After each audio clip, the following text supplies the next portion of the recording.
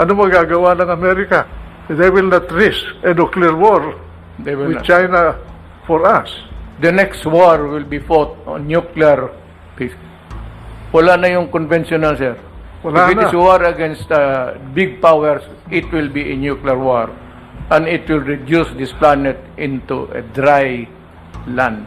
Sapagkat kung hindi tayo magkakaunawaan sa China, ay madadamay ang interest ng ating mga kababayan, ang ating ekonomiya, pati na rin ang ating seguridad dito sa usapin na ito. Sir, ang totoo niyan, ang bayan ang nangangailangan sa inyo hanggang ngayon. Sa totoo lang, sa karanasan ko bilang Secretary of National Defense, nung panahon ni Presidente Marcos, hindi natin maasahan ang Amerika sa mga ganitong usapin. Nung Secretary of Defense ako po, nung kasagsagan ng Vietnam War ng Amerika, humihingi kami ng delivery ng Amerika ng 2,500 Armalites. 2,500 na Armalites lang po ang kailangan namin doon para labanan namin ang mga nanggugulo sa ating bansa dito sa Luzon at ganoon din sa Mindanao.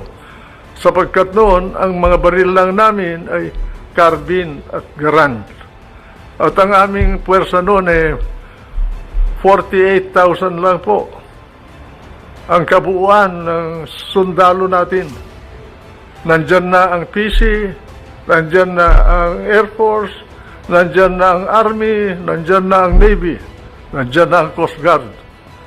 Ngayon, pumunta kami ni Presidente Marcos doon sa Clark Field. Isang araw, tanghali yun.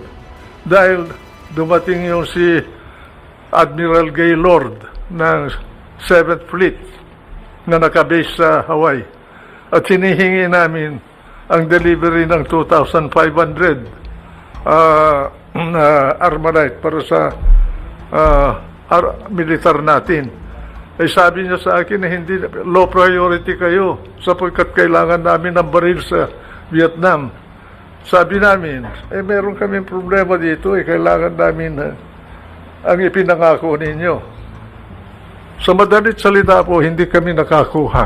Kaya dahil dun sa karanasan na yun, bilang sekretaryo ng kalihim ng Department of Defense noong mga panahon na yun, minungkahi ko kay Presidente Marcos kung ganito ang trato sa atin ng Amerika, nandito ang base militar nila. May kasunduan tayo under the Mutual Defense Treaty. Hindi tayo matulungan sa 2,500 Armalite. Mabuti pa, bumili na rin tayo ng baril natin, pagbayarin natin sila ng renta sa base militar nila at yung renta nila ang pamili natin. Wala tayong aasa na. Ako yung sinisisi nila na bakit ko raw I will not forcefully do everything to go to the United Nations to ask the body for help as the West Philippine Sea. This will eventually reach the Security Council. You were elected by the Filipino people to be the leader of this country. Nobody else can frame the foreign policy of the country except the president. We must do everything to avoid irritating China or giving China a reason to Be angry. Our core territory is very important to China. It's like a fence from the Kuril down to Honshu all the way to Ryukyu, Formosa or Taiwan to the Philippines all the way to Indonesia. That's the first line of defense of America. And they cannot penetrate that.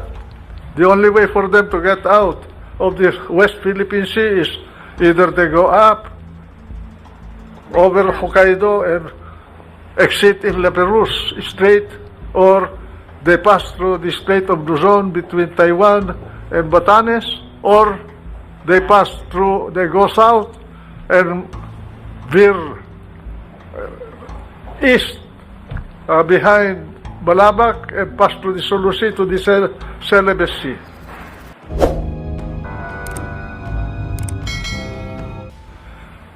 Sa totoo lang, Mr. President, hinawakan din namin yung problema na yan nung panahon ni Presidente Marcos. Pero noon ay mas madali ang trabaho namin sapagkat hindi kagaya ngayon, ang China ay hindi pa masyadong malakas noon ang kanyang puwersa. Wala silang Navy, wala pa sila dyan sa West Philippine Sea, kaya madali ang aming trabaho noon. Ngayon, sa inyong panahon, medyo mahirap ang katayuan ninyo. At binabati ko kayo sa inyong approach dito sa ating usapin sa West Philippine Sea. Hindi natin kailangan ang mainit na ulo dyan sa bagay na yan sapagkat yan ay malaki ang kaugnayan niyang usapin na yan. Hindi lamang sa ekonomiya ng Pilipinas, kundi sa seguridad ng ating bansa, ng ating mga kababayan, at lalong-lalo na itong lupain natin na minana natin sa Espanya at sa Amerika. Kaya po, ako'y nagagalak sapagkat pinakinggan ninyo ako at pinangangako ko sa inyo na kung kailangan ninyo ang serbisyo ko, gratis et amore, para sa bayan, para sa inyo, para sa ganon ay makatulong sa inyo. Alam ninyo itong South China Sea ay masalimuot na usapin dito sapagkat ang China ay kaya gumagalaw dyan sa lugar na yan sapagkat nauukol yung bagay na yan, yung lugar na yan sa kanyang katayuan bilang isang bansa dito sa ating planeta.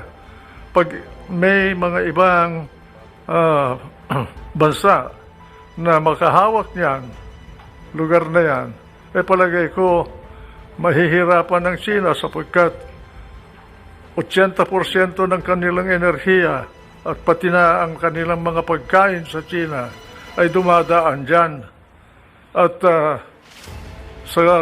yan ay importante sa kanilang seguridad. Ganon din ang Hapon. Lahat ng kanilang pangangailangan na enerhiya, 60% ng kanilang enerhiya dumadaan din dyan. Ganon din ang Taiwan at lalong-lalo na ang South Korea. Kaya dapat kailangan na friendly ang approach natin dyan, hindi hard, assertive, and aggressive approach. Sapagkat kung hindi tayo magkakaunawaan sa China, ay madadamay ang interest ng ating mga kababayan, ang ating ekonomiya, pati na rin ang ating seguridad dito sa usapin na ito. Mr. President, ako po bilang isang Pilipino at isang nanungkulan din, ako po ay anumang oras kung kailangan nyo ang aking tulong sa mga anuman na bagay sa ating bansa, gratis et amore, tawagin lang ninyo ako po. Sir, ang totoo niyan, ang bayan ang nangangailangan sa inyo hanggang ngayon. Ako, second lang ako doon sa linya, sir. Maaari ninyong payagan na imungkahi ko ito. Dapat ang bansa nating Pilipinas sa inyong liderato ay gawin na malakas ang ating kakayahan na manindigan ng sarili sapagkat dito sa mundo na ito ngayon hindi tayo maaaring umasa sa ating mga kaalyado kahit na sila na ang pinaka malakas na puwersa sa ating planeta sapagkat marami din silang mga problema kanilang buhay sa kanilang bansa, marami pa silang problema sa panglabas. Kaya dapat palakasin din natin ang ating ekonomiya, ang ating puwersa militar, at naintindihan siguro yan ng China sapagkat yan din ang ginagawa nila. Para sa ganon ay sila ay manatili na isang bansa na malaya. Congratulate you for your effort to see to it that the country will survive in these critical times dun sa palasyo, dun sa cabinet room. Nung dumating ako dun, akong unang dumating. Pangalawa, dumating si Senator Trillanes. Pareho kaming senador noon. Meron siyang ibinubulong sa akin na treason. Di ko naintindihan yung gusto niyang sabihin. Pagkatapos nung dumating na si Albert Del Rosario, kalihim ng Department of Foreign Affairs, at kasama niyang presidente, umupo sila. Bini-briefing kami ni Del Rosario tungkol doon sa nangyari sa Scarborough, Seoul. At mukhang nagkaroon ng alitan ang pangkat natin at ang pangkat ng China doon. Ngayon, sinabi ni Trillanes na nagpunta siya sa China at kinausap niya yung mga namumuno sa China tungkol doon sa bagay na sa problema na yon.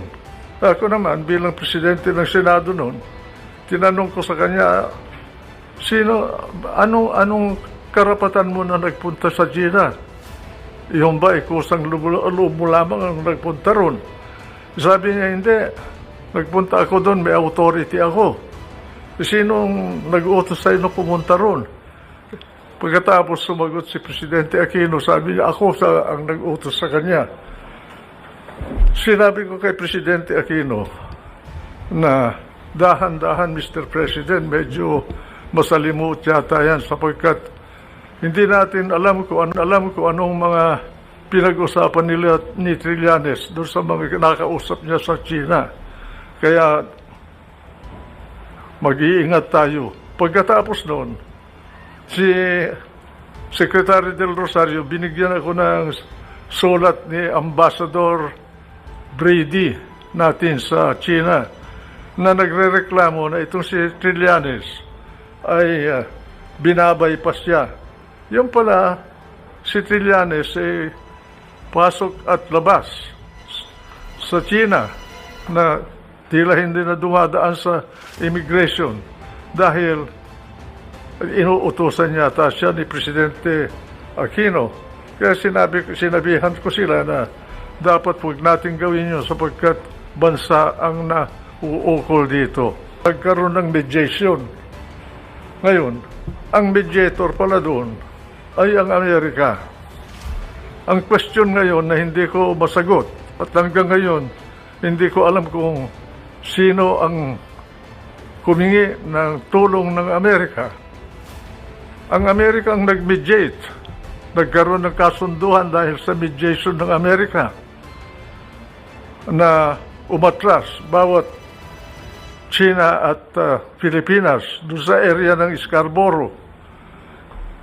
Sinunod ng Pilipinas yung kasunduan sa ilalim ng mediation ng Amerika pero ang China ay hindi sumunod. Ngayon, ang question ko, kung ang Amerika ang naging mediator, unang question, sino ang humingi ng tulong ng Amerika? Pangalawa, bakit nung hindi tinupad ng China ang kasunduan, umatras din siya? Bakit hindi man lang pinagsabihan ng Amerika ang China na tuparin niya yung kasunduan? Ang impression ko bagay, parang ginamit lang tayo doon sa bagay na yun. Ano man na interest ang nauukol para sa Amerika, hindi ko alam. Pero ganon ang impression ko. Hanggang ngayon, hindi ko masagot kung bakit yung mediator natin ay hindi tayo tinulungan para tumupad naman ang China para doon sa kasunduan na umatras sila. Kaya ngayon, sila ang nakapwesto doon, tayo nawala. Yan po ang panatag.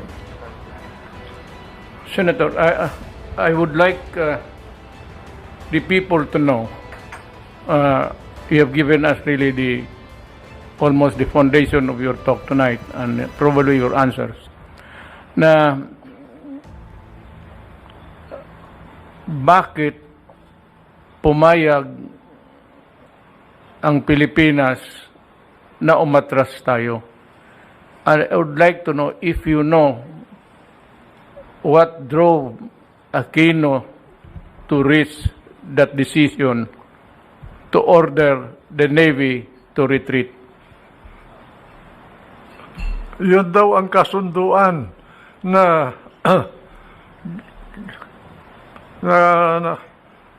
natamo ng dalawang panig sa ilalim ng mediation ng Amerika, Mr. President. Kaya dapat siguro si Albert Del Rosario malaman sa kanya kung sino ba ang bilang Secretary of Foreign Affairs noon, sino bang humingi ng tulong ng Amerika?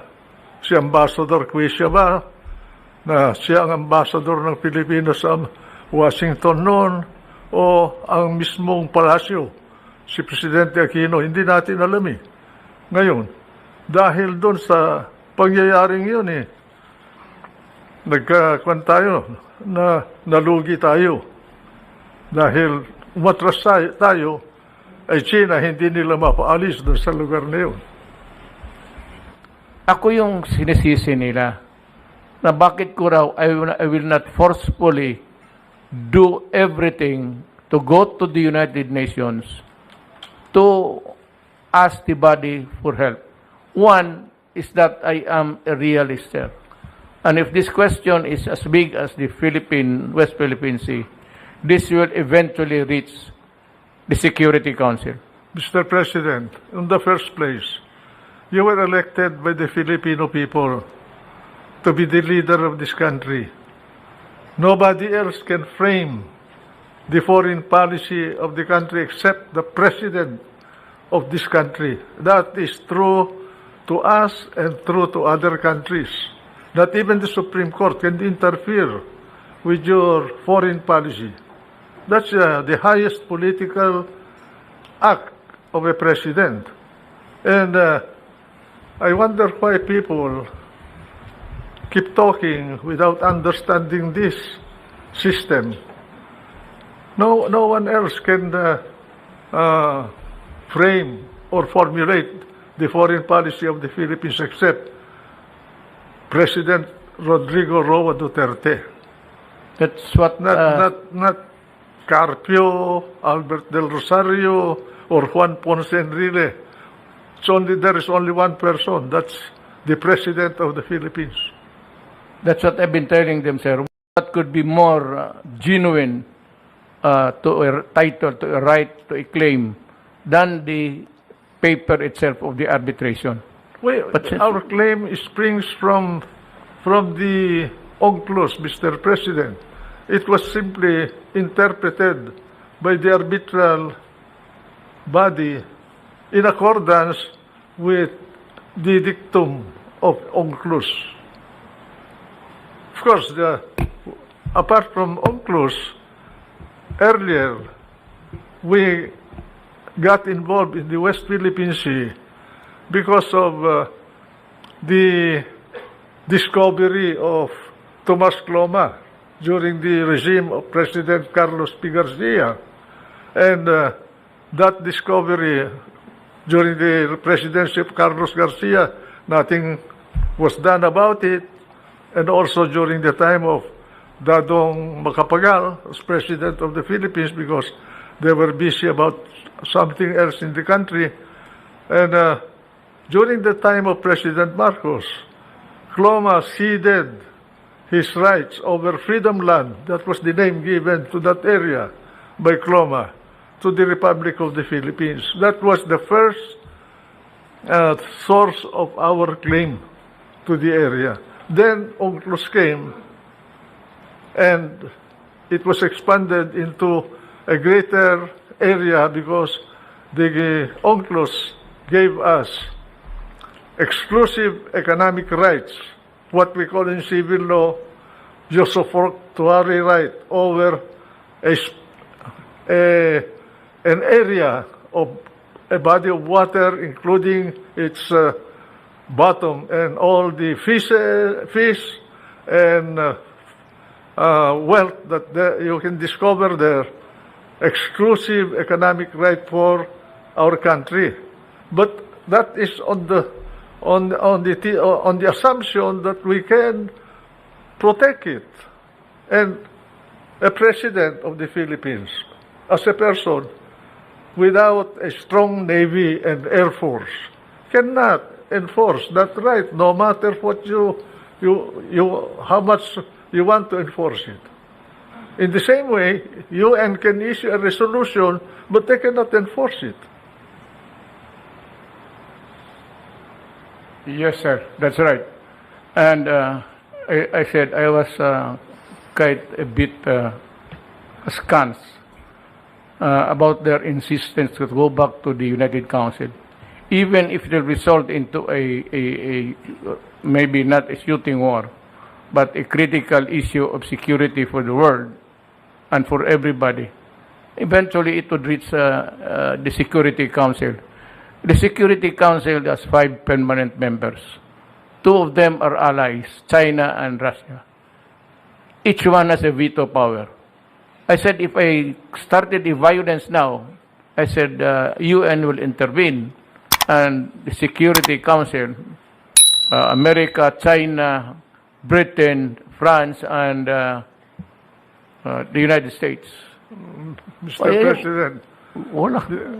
you are answerable only to history for your foreign policy.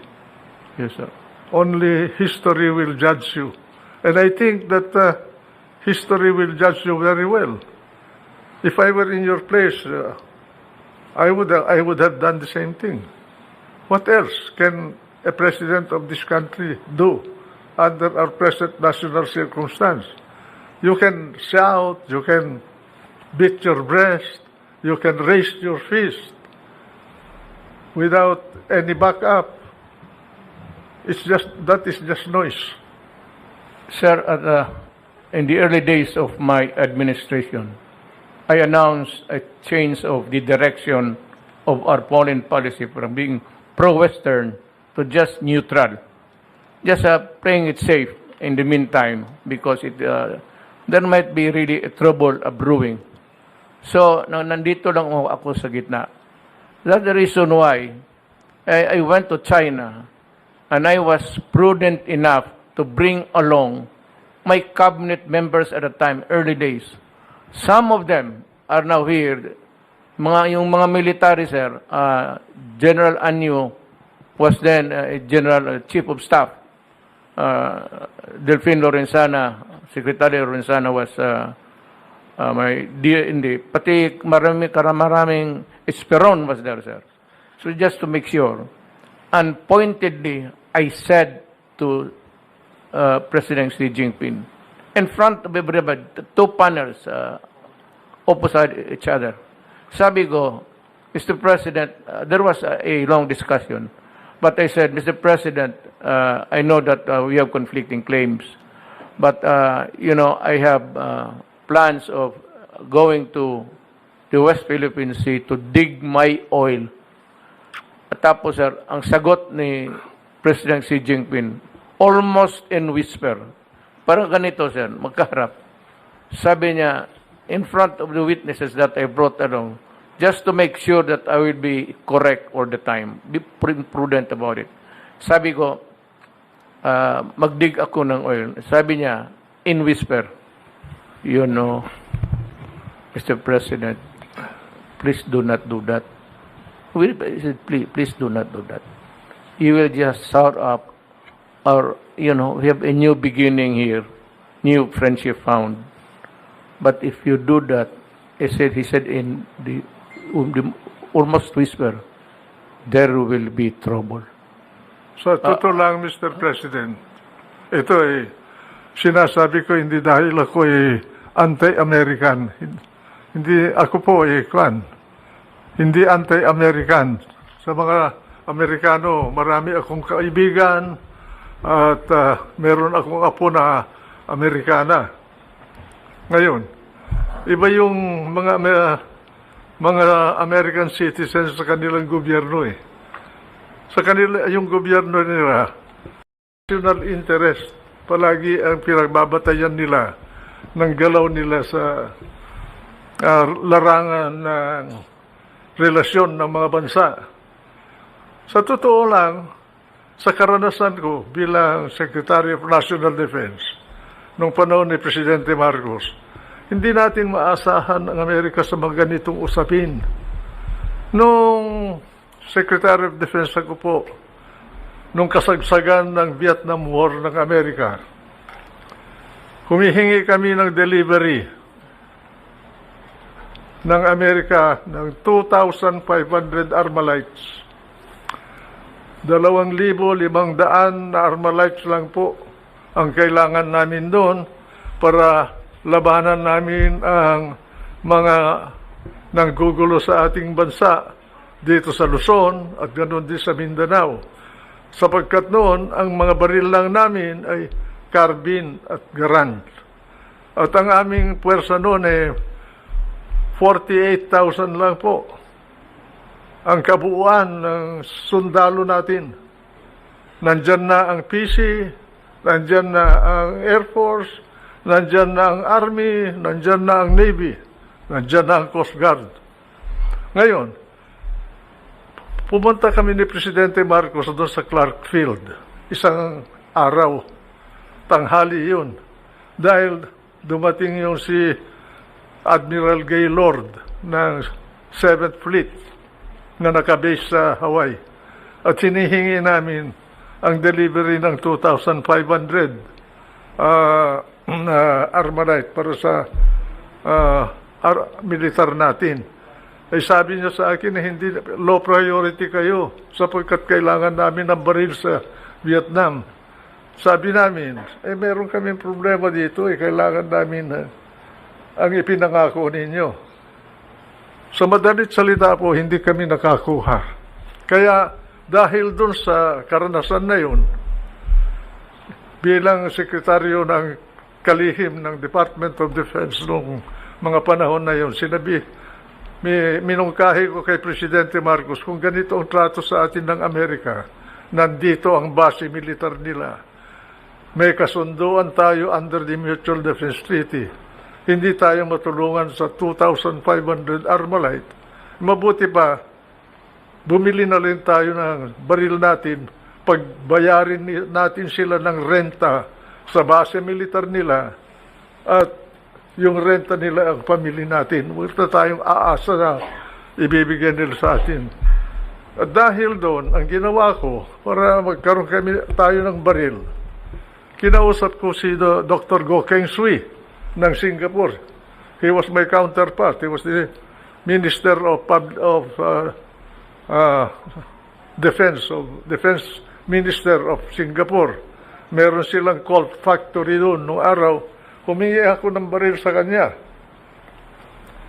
Nakakuha kami ng mga old model ng Colt.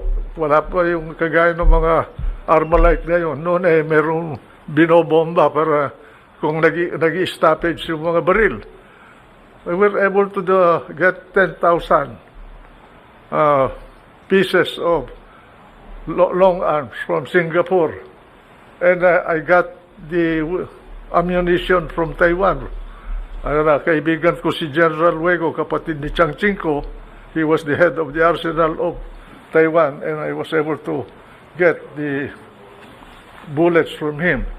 Kaya ang kapalit naman noon na binigay namin sa Singapore na pabor, nag-istasyon sila ng isang squadron ng kanilang Air Force dito sa Clark natin at for training purposes.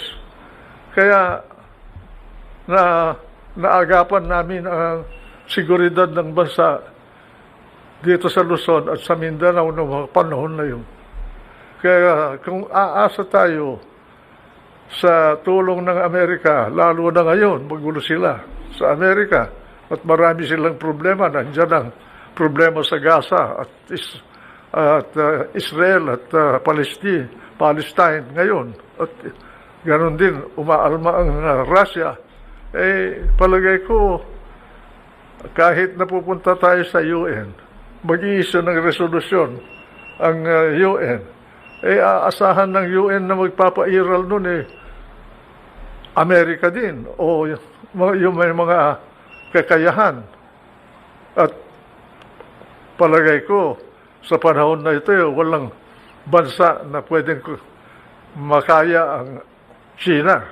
Kaya tama yung posture ninyo na kausapin ang China dito sa bagay na ito. Huwag gagamitin ng emosyon at init ng ulo. Yes, sir. I would like to explain to the nation that sometimes I must admit that I am harsh with my words.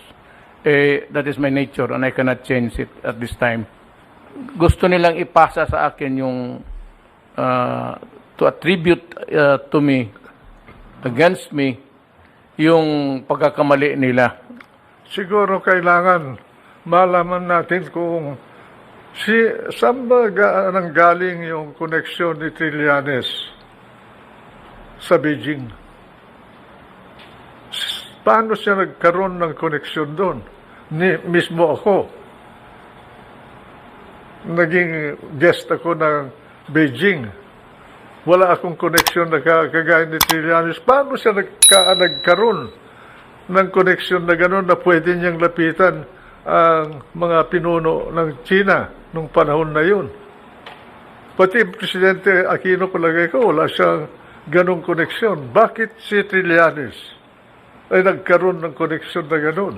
Yun ang isang misteryo na hanggang ngayon dapat malaman kung anong kasagutan. I do not demean or belittle our armed forces. Ang akin lang, sir, it is really a wonder to me why, of course, it's only President Aquino who can answer it, why he chose a military man to do the back channeling. And the problem is it was so secretive, almost sub rosa type of negotiation that was kept secret. Now, you can name the people, we can insist on knowing the people, pero yung tataguan mo, sir, yung anong developments doon. And this is really my $64 question to everybody. The mystery, Mr. President, to me, was why Trillanes and not someone else? From the Why? the foreign service. Why Trillanes? Of the senators who were incumbent at the time, why was Trillanes selected as the negotiator for Aquino? And where did Trillanes get the influence over some authorities in Beijing in those days? Yes, sir. I understand That that, is the puzzle to me. he traveled to China 16 times. And during his last visit, the 16th visit, shortly, sir, but 2 days after, we lost the Scarborough Shoal. Maybe he should explain to the nation how he got that kind of an influence to be able to reach out to the higher-ups in China. Not just anybody can talk to any member of the Politburo of China. He must have been a very influential person in China to be able to do his work as he did. And how did he acquire that influence? That is a mystery to me, Mr. President. So with me, sir, I would say, so dapat one of these days, maybe the Filipino people should demand the truth. They should If ask. they cannot get it from the mouth of Trillanes, because maybe it would be a self-preservation thing, then at least some people in the foreign ministry, especially our ambassador at the time, Ambassador Brady, can explain, because as I understand from you earlier, he was not allowed by Trillanes to take notes. Alam mo kasi sir, ganito yan para sa mamalaman ng mga taong Pilipino.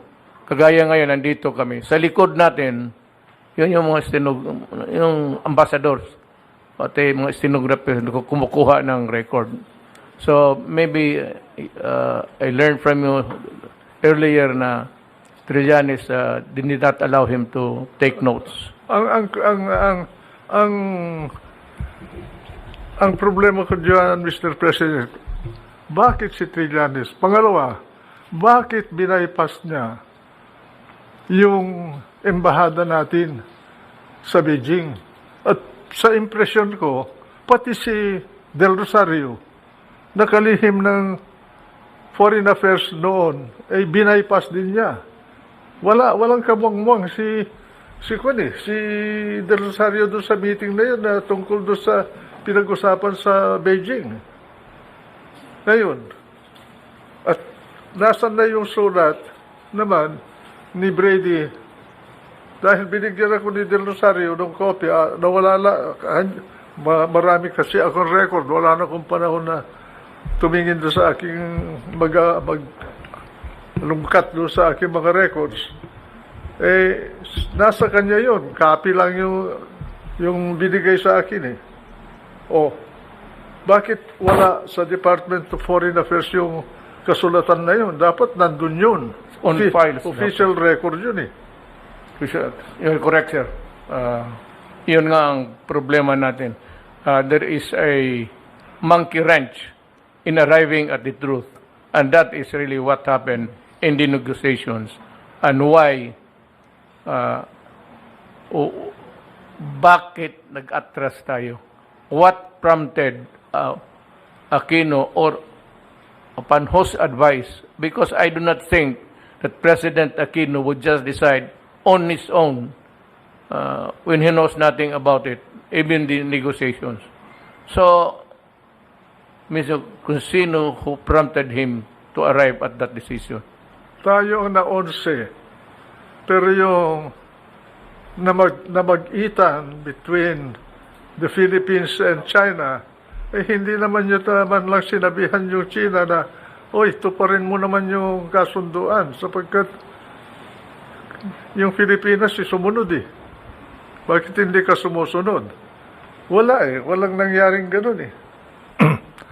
Unang-una, kung basahin mo yung Mutual Defense Treaty, ang sinasakop lang nung kasunduan natin sa Amerika ay kung may atake sa ating mga fighter planes o ating mga barkong pandirigma sa Pasipiko, saka lang pwede nating gamitin yon. Pero ang sinabi ng Amerika sa amin nung pinag-uusapan namin yung amendment ng Military Bases Agreement, revision ng Military Bases Agreement, si Kissinger mismo ang kinausap ko, at saka si Rumsfeld, who was my counterpart, and later on, Armitage also, when he was here to negotiate for the extension of the military bases. Nasabi nila, yung West Philippine Sea or South China Sea is not a part of the treaty area of the Mutual Defense Treaty. Kung may mangyari sa West Philippine Sea between China and the Philippines, hindi natin magagamit yung Mutual Defense Treaty. Although, pagkausap mo ang mga opisyalis ng Amerika, sasabihin na, we will help you, we will protect you, we will come to your rescue.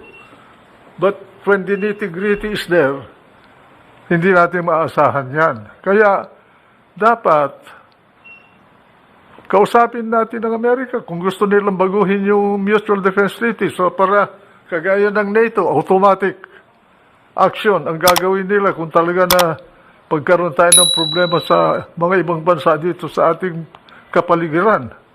Palagay ko, hindi sila papayag niyan.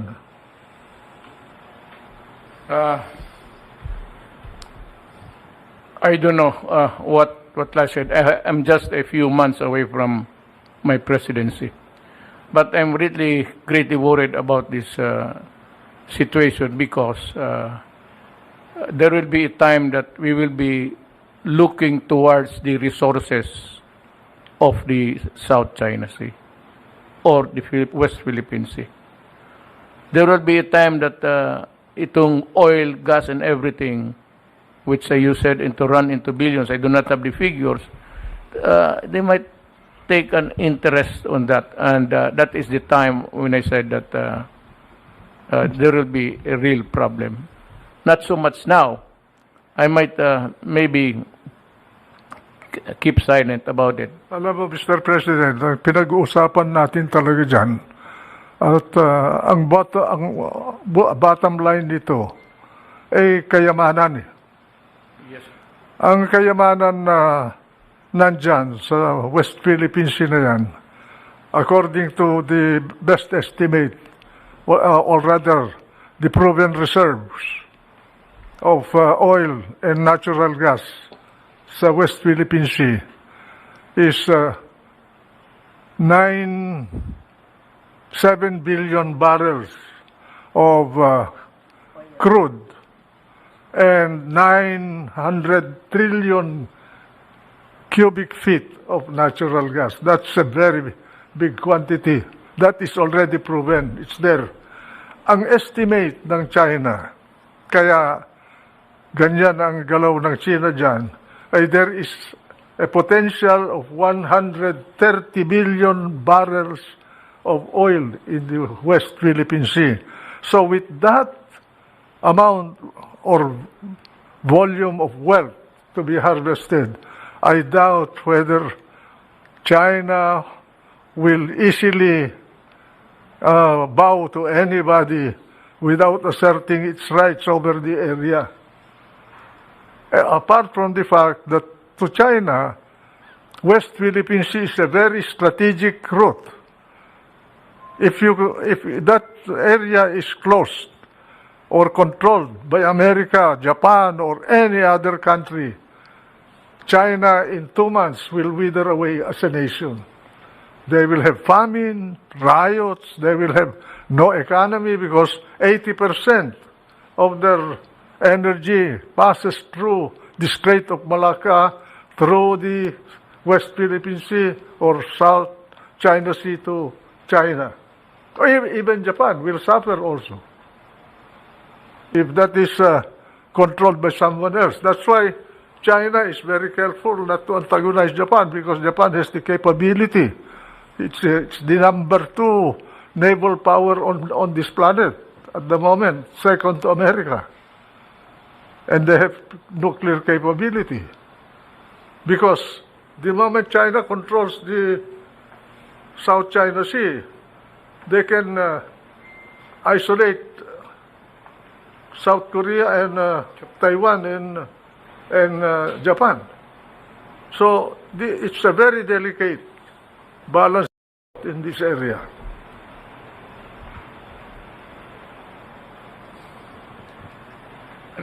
Alam mo, sir, I really see the problem, a serious problem in our hands. And it's quite comforting to me na malaman ko na ano ang totoo from your mouth. Because sabi ko, to me, you're the most authoritative Senate President ka noon.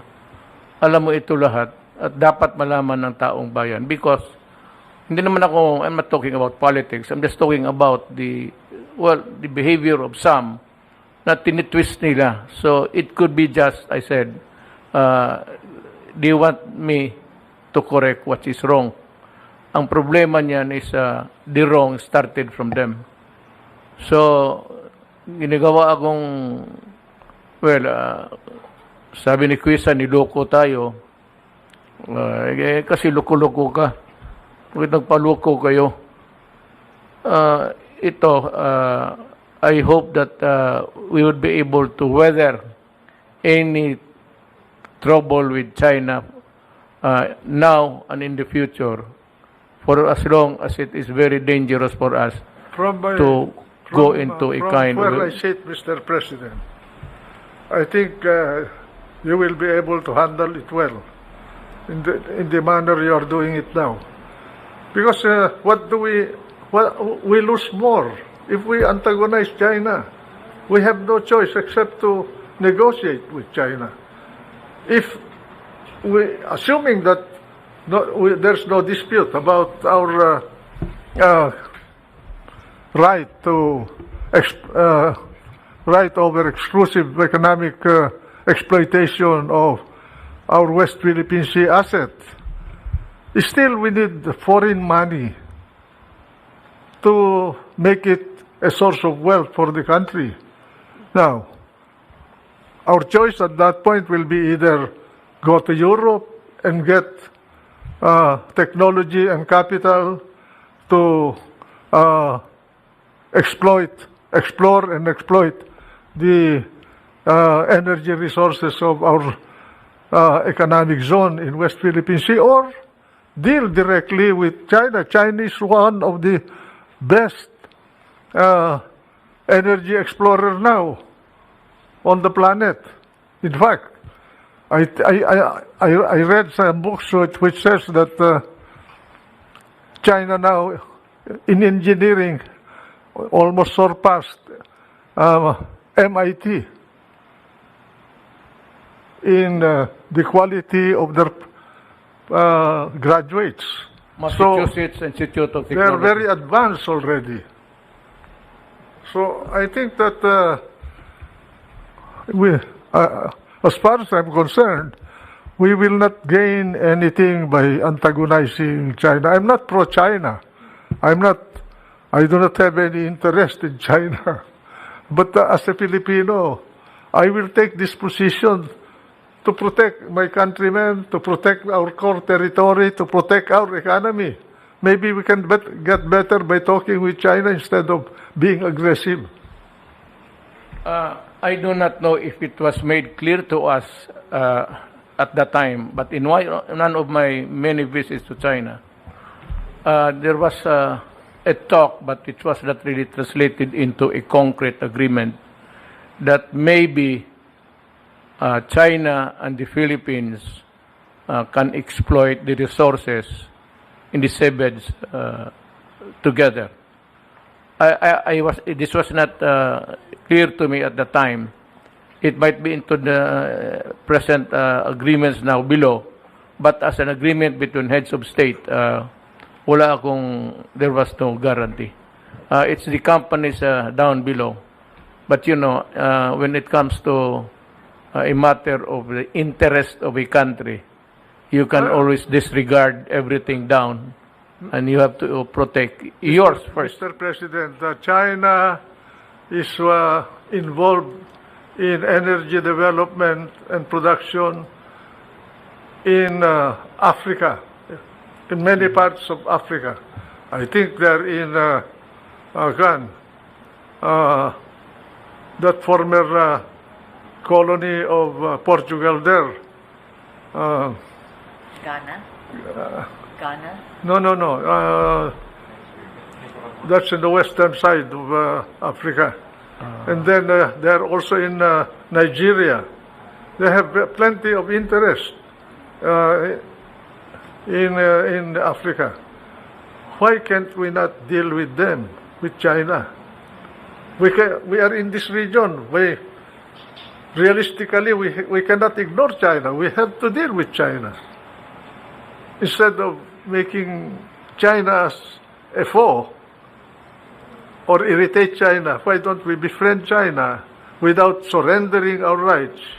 We befriend China because we are Orientals. We understand each other. Eh, yung malampayo lang, hindi natin alam kung totoo yung mga ginagawa na kasosyo natin dun eh.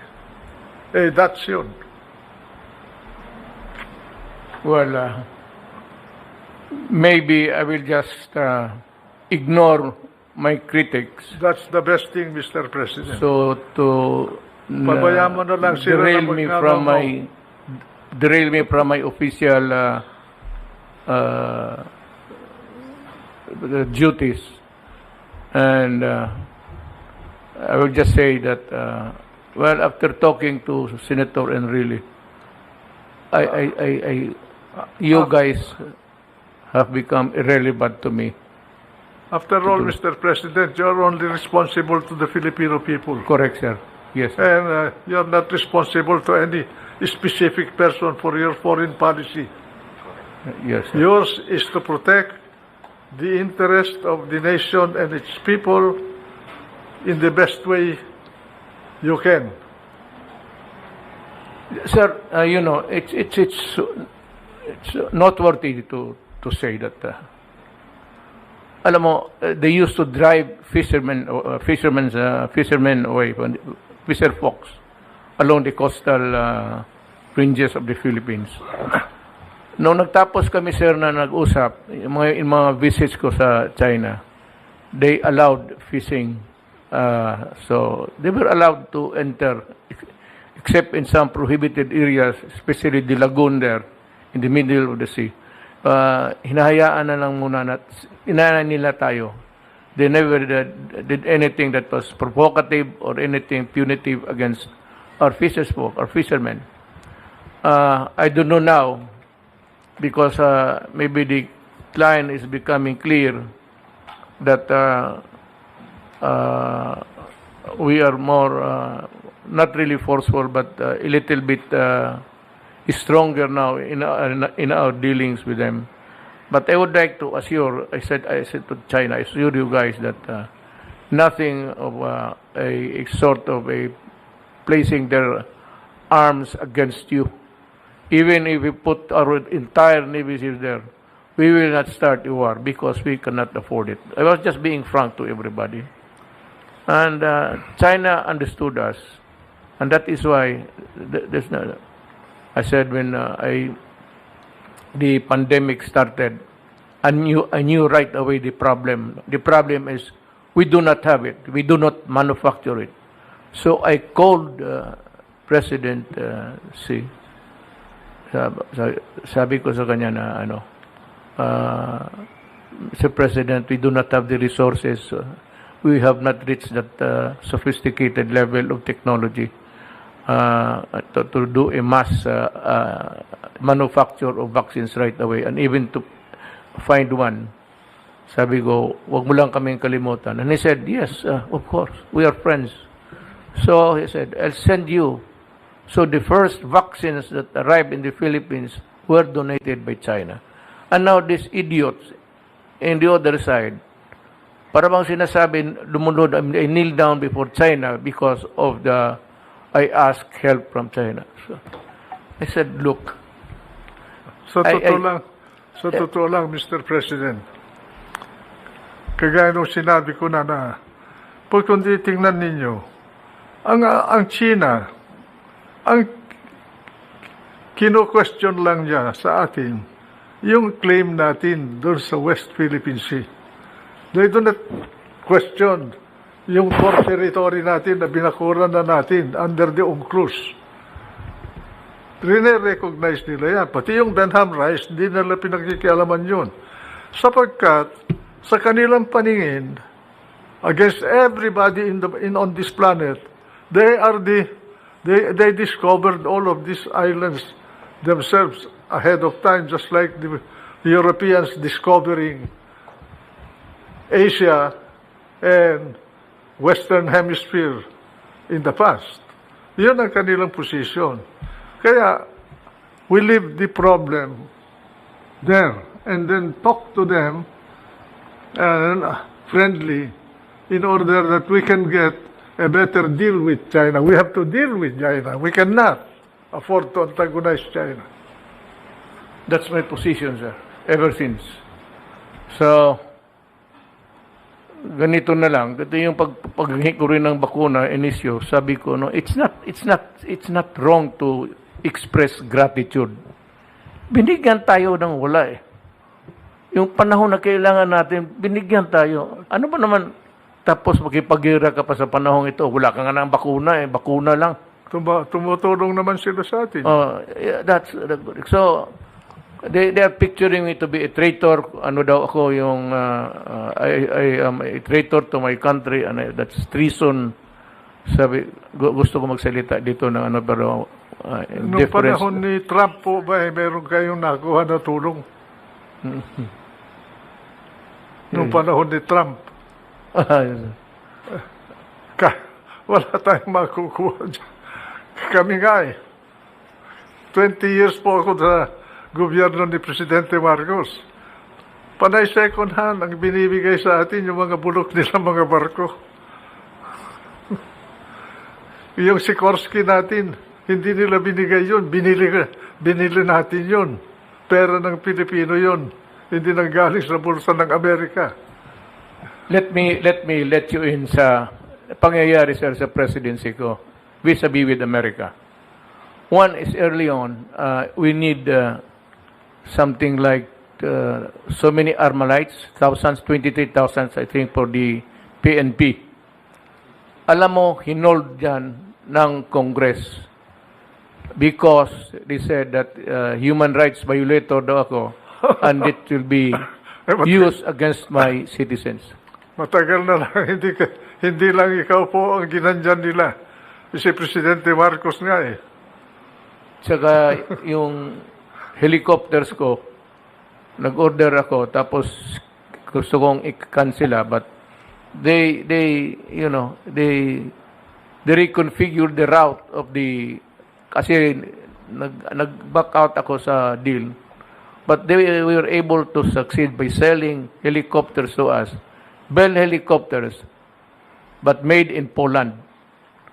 So, kasabi ko kasi, you know guys, I am not really begging you for these choppers.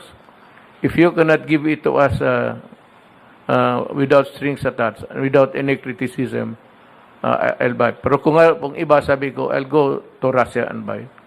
So, yan ang sinabi ko sa kanila. And they softened. At eventually, pinadala nila yung... yan ang problema sa... You know, one thing, the problem with America is human rights kaagad. The lobby is so strong that, you know, the State Department, the lobby, you know, the State Department is inhabited by a cross-section of different race. So there's a conundrum of, you know, the discussions there. One high, maybe high-level official who comes from a Filipino stock would lobby for his country, and then the other one. So, hindi talaga natin maintindihan itong State Department. That's why I said, you know, I would like to stay away from you. Nung panahon namin po, nung panahon ni Presidente Marcos, I requested for a squadron of F-16s. Ayaw nila po magbigay. Basta sabi nila, tama na yung mga F-5s ninyo. Pati helicopters, yung mga luma na helicopter nila ang binibigay sa atin. Nagbabagsakan, sir.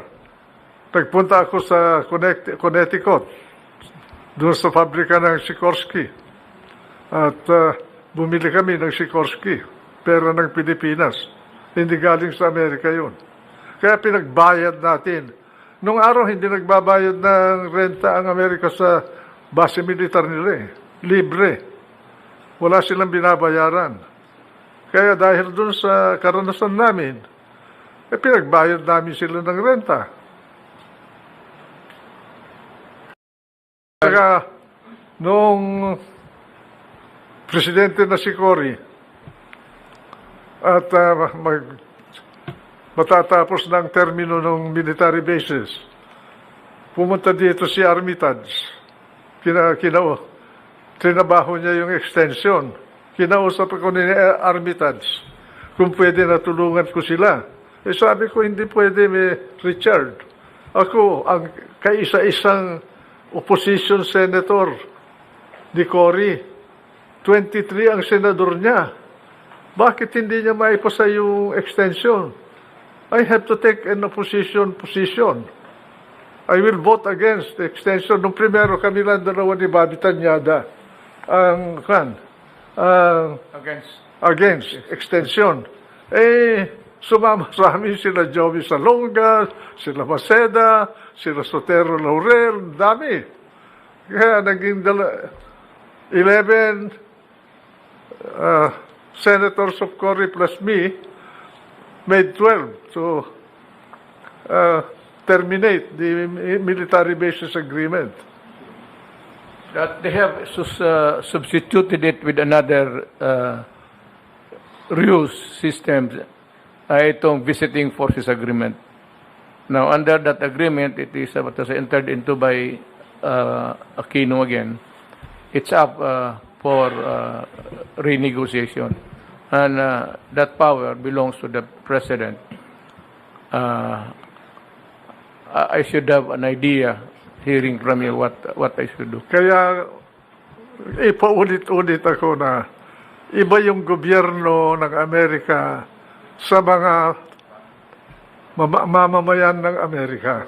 I-distinguish natin yun.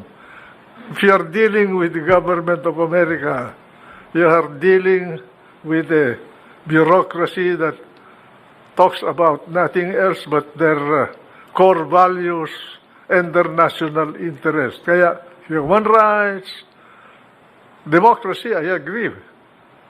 Freedom, all that. But sasabihin sa iyo, they are charitable to us. Ang gobyerno nila, madidisappoint po yung mga kritiko natin just sa bagay na yan. So,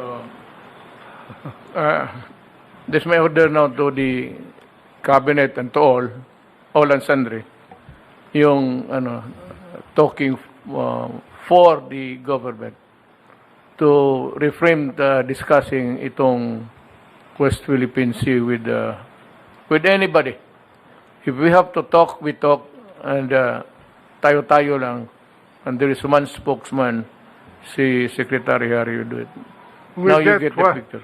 Mr. President, if I may suggest, we get what we can get from China on the West Philippine Sea, use it to strengthen our military capability and exploit Benham rice, Philippine rice. Yes, sir. Benham rice is exclusively Philippine property. Yes, that's right, sir. I have made it clear to the world, that I will not allow any intrusion there. Well, of course, the right to innocent passage is everybody's privilege. But to allow anybody even to just try to exploit or to even to look, I will not allow them to do that, because that Philippine rice belongs to the Filipino people. All I can say, Mr. President, is we must do everything to avoid irritating China or giving China a reason to Be angry. deal with our core territory, because our core territory is very important to China. It's like a fence from the Kuril down to Honshu, all the way to Ryukyu, Formosa or Taiwan, to the Philippines, all the way to Indonesia. That's the first line of defense of America. And they cannot penetrate that. The only way for them to get out of the West Philippine Sea is either they go up over Hokkaido and exit in La Perouse Strait, or they pass through the Strait of Luzon between Taiwan and Batanes, or they go south and veer east behind Balabac and pass through the Sulu Sea to the Celebes Sea. That's why we must never give China a reason to attack our core territory. We have enjoyed the best. That is the bottom line. We have the best of Nothing more, relations. nothing less. We have the best of relations now. We will not wait that. We will not waste that. Bakod tayo ng China from our northernmost island, Amianan, all the way to Sabah. Parang bakod yan sa kanila. Bigyan mo sila ng rason para invade you. Ano magagawa ng Amerika? They will not risk a nuclear war They will with not. China for us. The next war will be fought on nuclear basis. Wala na yung conventional, sir. Wala If it na. is war against big powers, it will be a nuclear war. And it will reduce this planet into a dry land. Vulnerable din ang Amerika. Yung nangyari doon sa kanila, yung pipeline nila. That's already a signal that there is some vulnerability on them. Tayo rin, we are vulnerable.